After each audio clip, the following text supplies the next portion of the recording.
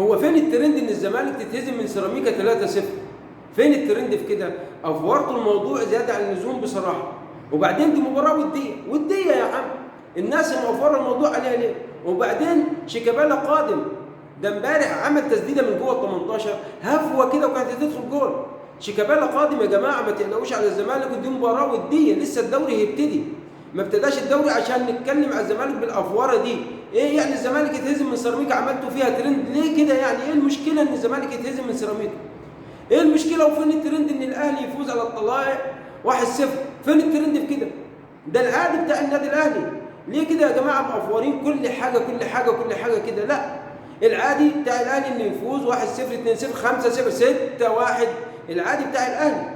انما الزمالك يتهزم من سيراميكا وتعملوا لي فيها انها ترند، لا مش ترند طبعا، برضك العادي يعني. وزي ما قلنا شيكابالا قادم.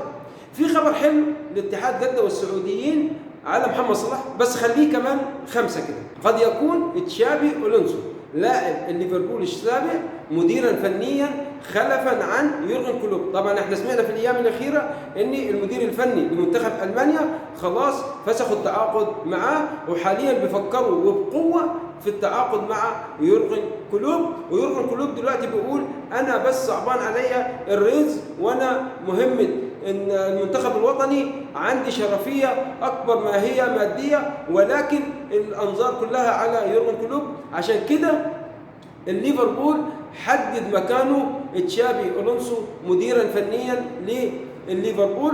تشابي ألونسو بيدرب بايرن ليفركوزن، وهياخده من بايرن ليفركوزن لان تشابي ألونسو متفق سريا مع اداره نادي بايرن ليفركوزن ان في حال انه يحب يروح اي نادي اخر يدربه يمشي بهدوء وبدون اي كلام من الطرفين. عشان كده بقول يا ريت يورغن كلوب يسيب الليفربول، صلاح يرتاح اكتر لو يورغن كلوب ساب الليفربول.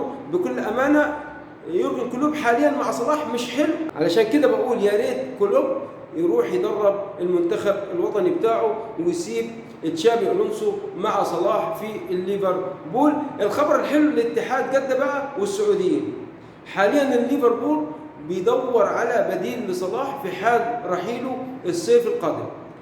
دور واتمعن وفكر فشاف ما فيش بديل لصلاح الا غير فينيسيوس البرازيلي لاعب ريال مدريد يكون خلفا عن صلاح لو رحل الصيف القادم. فطبعا خبر حلو للسعوديين واتحاد جده، يا ريت بقى يعدلوا كلامهم على محمد صلاح، لاني وارد جدا الصيف المقبل محمد صلاح يكون في اتحاد جده وخلفا عنه فينيسيوس يكون في الليفربول. والسلام ختام وليس بيننا ختام. الرجاء الاعجاب بالفيديو والاشتراك في القناه عشان يوصلك كل جديد من قناه المتواضعه الدو الدجا. اخوكم من اسوان، ادعموني.